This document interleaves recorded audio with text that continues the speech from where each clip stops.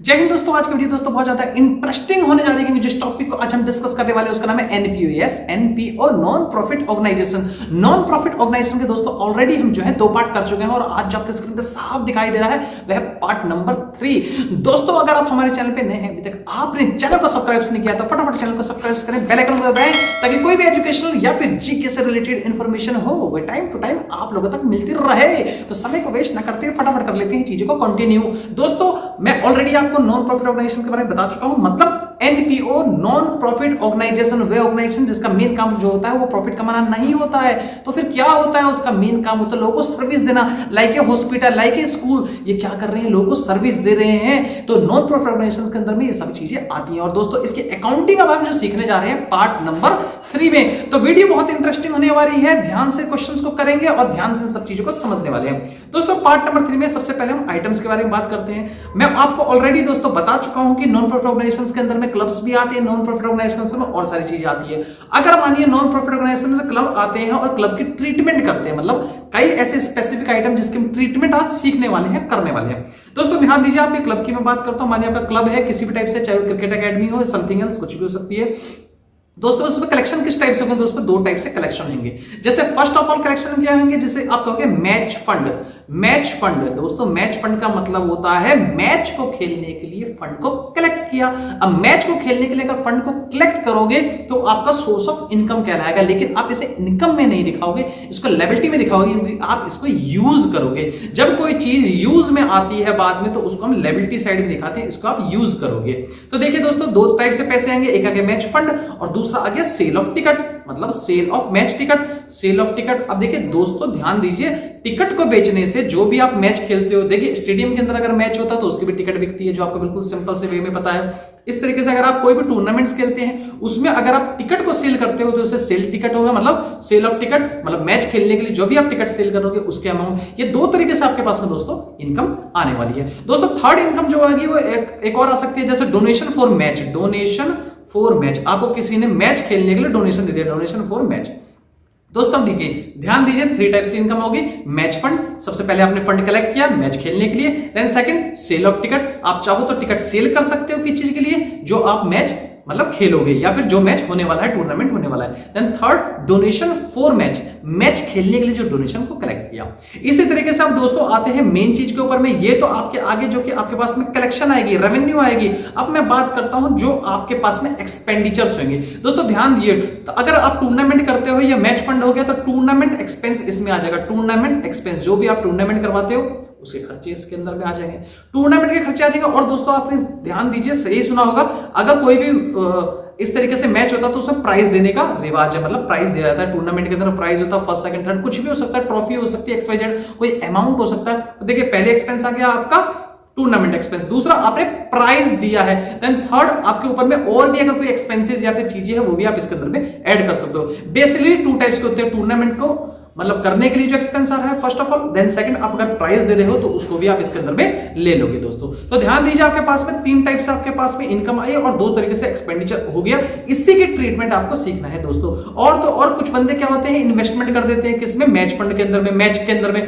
तो match fund investment हो सकती है, मैच के लिए कोई अगर इन्वेस्टमेंट करना चाहता है तो वो हम एसेट्स में दिखाएंगे दोस्तों। तो इसके ट्रीटमेंट के बारे में हमको सीखना है, इसकी ट्रीटमेंट कहां कैसे कैसे होगी। आई होप दोस्तों आपको यहां तक चीज समझ में आ चुकी होगी। मतलब 3 तरीके से आपके पास रेवेन्यू जनरेट हो रहा है और 2 तरीके से आप इस पे एक्सपेंडिचर कर रहे हो दोस्तों। सम को करने के बाद में आपको बहुत इजी तरीके से समझ में आने वाला है। तो दोस्तों बने रहिए वीडियो के अंदर में और आगे चलते हैं, सम की तरफ पे शिफ्ट होते हैं।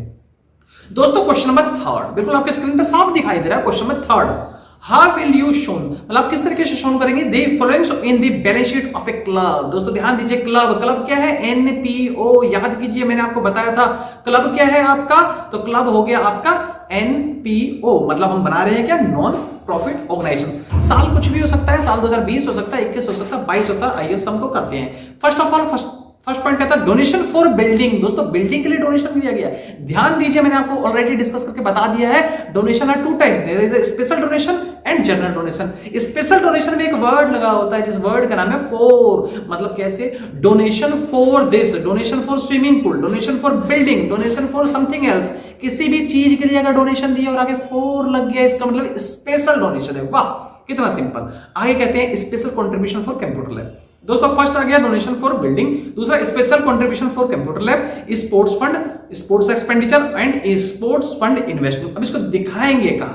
बिल्कुल सिंपल है दोस्तों, ध्यान दीजिए, हम इसको बैलेंस शीट के अंदर में दिखाने वाले हैं। बैलेंस शीट जिसको मैं कहूंगा क्लोजिंग बैलेंस शीट। अब क्लोजिंग बैलेंस शीट क्यों कहूंगा? देखिए हो सकता है 2015 की भी आपको दे रखी है, 2016 की दे रखी हो, तो जो करंट ईयर है उसे मैं क्लोजिंग ईयर कहूंगा, उसी को मैं दोस्तों क्या कहूंगा? क्लोजिंग ईयर कहूंगा। तो दोस्तों ध्यान दीजिए, क्लोजिंग ईयर का मतलब हो गया 2016, मार्च 2016 आपका क्लोजिंग ईयर हो गया। हमने एग्जांपल ले लिया। अब दोस्तों डोनेशन फॉर बिल्डिंग, अब ध्यान दीजिए एसेट्स तो हो नहीं सकता क्योंकि डोनेशन दिया गया है बिल्डिंग के लिए। अब हमें तब तक संभाल के रखना है जब तक बिल्डिंग नहीं बन जाती। मतलब क्या हो गया?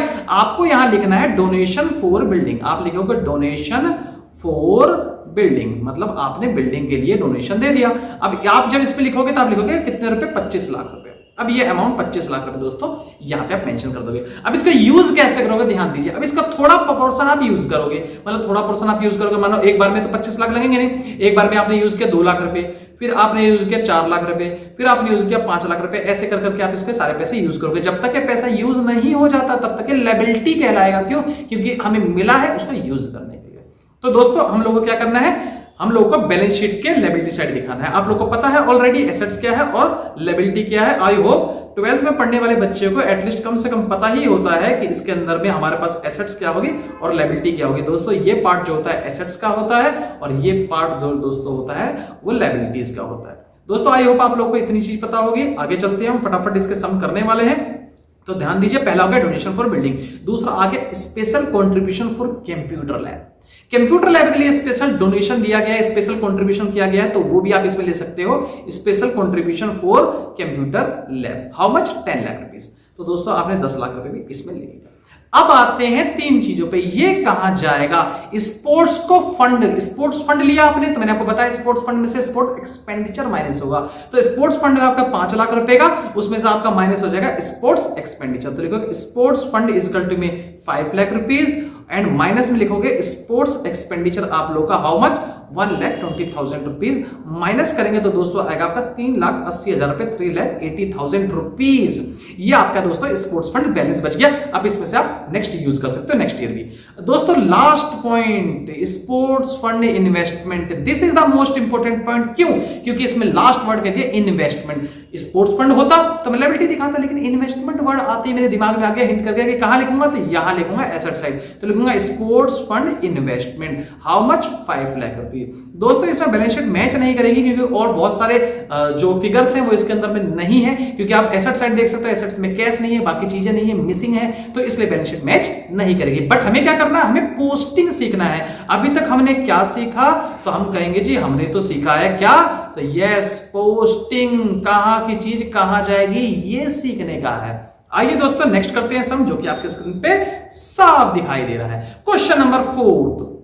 क्वेश्चन नंबर 4 कहता है कि फाइनेंशियल अकाउंट के अंदर में, सॉरी 5th 6th कैसे आ गया? 4th पे। क्वेश्चन नंबर 5th कहता है कि इसको आप शो कैसे करोगे, बताइए कि इसको आप किस तरीके से शो करोगे। तो दोस्तों ध्यान देने वाली बात यह है कि इस फाइनल अकाउंट में इसको कैसे शो करना है, यही हम लोग को समझना है। दोस्तों ध्यान दीजिए 4th सम की तरफ में, तो 4th सम को हमें कैसे ट्रीट करना है हमें ये सीखना है। तो आइए दोस्तों ध्यान देते हुए सम को करते हैं।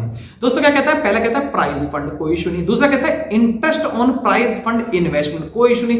प्राइस गिवन, देखिए आगे क्वेश्चन प्राइस दिया गया है, अगर प्राइस दिया गया है तो उसको स्पोर्ट्स फंड से माइनस करेंगे। तो हम क्या करेंगे? प्राइज फंड लेंगे। इसमें लिखेंगे क्या चीज? तो लिखेंगे प्राइज फंड, हाउ मच? तो लिखेंगे प्राइज फंड हो गया 75,000 रुपीज। ये आपका दोस्तों क्या हो गया? तो आपका हो गया, ये हमारा हो गया प्राइज फंड 75,000 रुपीज। अब दोस्तों नेक्स्ट क्या आता है हमारे पास में? नेक्स्ट आता है प्राइस गिवन। इसको ले लेते हैं क्योंकि आपने तो प्राइस दे दिया। अब लिखेंगे प्राइस गिवन। प्राइस गिवन कितना है? 10,000 रुपीज। दोस्तों ब्रैकेट का मतलब होता है माइनस। उसके बाद में आता है प्राइज फंड इन्वेस्टमेंट। ये आ गया ना मोस्ट इंपोर्टेंट लाइन। अगर ऐसा आता है प्राइज फंड इन्वेस्टमेंट, ये बना दी मैंने उंगली, इसको यहां लिखना है प्राइज फंड इन्वेस्टमेंट। मैंने प्रीवियस क्वेश्चन में लिया कितना? 60,000 रुपीज।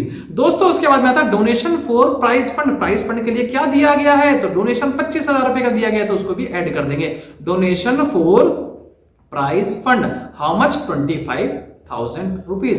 उसको दोस्तों ऐड कर देंगे। उसके बाद दोस्तों और क्या चीज है? और चीज क्या दे रखी है? 5,000 रुपीज है। Interest on prize fund investment आपको मिला है 5,000 रुपए, तो इसको लेंगे प्लस कर देंगे किसके अंदर में? तो इसको भी हम लायबिलिटी साइड में प्लस करने वाले हैं। लिखेंगे क्या चीज? Interest on prize fund investment कितने रुपए, तो 5000 रुपीज। दोस्तों आइए अब इसकी ट्रीटमेंट करते हैं। 75 प्लस में 25 1 लाख रुपीज, 1 लाख में से 10,000 का 95,000 रुपीज आपका ये दोस्तों आ चुका। दोस्तों यहाँ पे ये सम ये कंप्लीट हो चुका है। क्यों? क्योंकि इसके अंदर में हमने क्या किया है, तो यस हमने दोबारा वही चीज सीखी है जिसका नाम है पोस्टिंग। दोस्तों आपने क्या किया है, तो यस पोस्टिंग किया। तो सीखना क्या है, सीखना ये है कि नोट डाल के सबसे इंपॉर्टेंट चीज नोट डाल के आपको लिखना है। इसमें क्या सीखा हमने, इसमें एक चीज नई आई है जिसका नाम है क्या, तो interest on prize fund investment. अगर इंटरेस्ट मिलता है, interest on prize fund investment में अगर हमको इंटरेस्ट मिलता है तो उसे हमें दो जगह ऐड करना है। एक तो हम यहां ऐड करेंगे एसेट्स में, एक लायबिलिटी में ऐड करेंगे। कब, अगर वो वर्किंग नोट्स में दे रखा हो, मतलब नीचे हमें फुट नोट में दे रखा हो। तो अगर नोट में ना देके ऊपर दे रखा है तो हम उसको लायबिलिटी साइड ही ओनली शो करने वाले हैं, क्योंकि वो पार्ट ऑफ इनकम है दोस्तों और कुछ और नहीं। तो दोस्तों आइए हम नेक्स्ट क्वेश्चन की तरफ शिफ्ट करते हैं, जो है क्वेश्चन नंबर 5, जो कि आपके स्क्रीन पे साफ दिखाई दे रहा है। क्या है, टूर्नामेंट आ गया भाई। टूर्नामेंट कैसे होता है आप सबको पता है। टूर्नामेंट आपके स्कूल्स में भी होते होंगे। टूर्नामेंट कई टाइप से होते हैं, जैसे टूर्नामेंट क्रिकेट के हो गए, क्लब्स के हो गए, समथिंग किसी भी टाइप से हो सकता है। आइए आंसर नंबर 5 करते हैं, क्या है। तो हम वही बना रहे हैं दोस्तों, बैलेंस शीट। कैसी बैलेंस शीट, तो क्लोजिंग बैलेंस शीट। तो हमें कैसे ट्रीटमेंट करनी है और देख लेते हैं। टूर्नामेंट फंड हमें दे रखा है 60,000 रुपीज का, हम लिखेंगे टूर्नामेंट फंड हाउ मच, तो टूर्नामेंट फंड आ गया होगा 60,000 rupees. Donation towards tournament fund receive, donation मिला है, ऐड कर देंगे 12,000 रुपए, तो लिखेंगे प्लस में donation for tournament fund how much, तो 12,000 रुपीज जी ऐड कर दो। एक्सपेंडिचर भैया खर्चा कर दिया गया है किस पे, टूर्नामेंट पे, माइनस कर दो। क्या कर देंगे, एक्सपेंडिचर और टूर्नामेंट कितने रुपए, 13,600 रुपए। कोई बात नहीं दोस्तों। Interest received on tournament fund investment, मैंने आपको बताया है अगर ये वर्किंग नोट में होगा तो दो जगह शो करेंगे, एसेट्स में भी और लायबिलिटी में भी। लेकिन अगर वर्किंग नोट में नहीं दे रखा और ऊपर दे रखा है आप लोगों को सम के अंदर में, तो आपको सिर्फ और सिर्फ लायबिलिटी में दिखाना है। वाह जी वाह, बिल्कुल सिंपल। तो लिखेंगे इंटरेस्ट रिसीव्ड कितने रुपए, तो 4800। दोस्तों जब हम इसको सबको ऐड करेंगे तो हमारा आंसर आता है 63,200 रुपए। और ये दोस्तों सम यहां तक कंप्लीट हो चुका। दोस्तों इसके अंदर में क्या इस पे इन्वेस्टमेंट दे रखा है, तो नहीं दे रखा। दोस्तों यहां तक आप लोगों को ट्रीटमेंट आई होप समझ में आ चुकी होगी। नेक्स्ट वीडियो के अंदर में दोस्तों हम इसमें सीखने वाले हैं क्या, सब्सक्रिप्शन के बारे में पूरी डिटेल सीखने वाले हैं। दोस्तों आप बने रहे हमारे साथ पूरी वीडियो के अंदर में, इसलिए तहे दिल से आप लोगों का बहुत बहुत धन्यवाद। जय हिंद, जय भारत।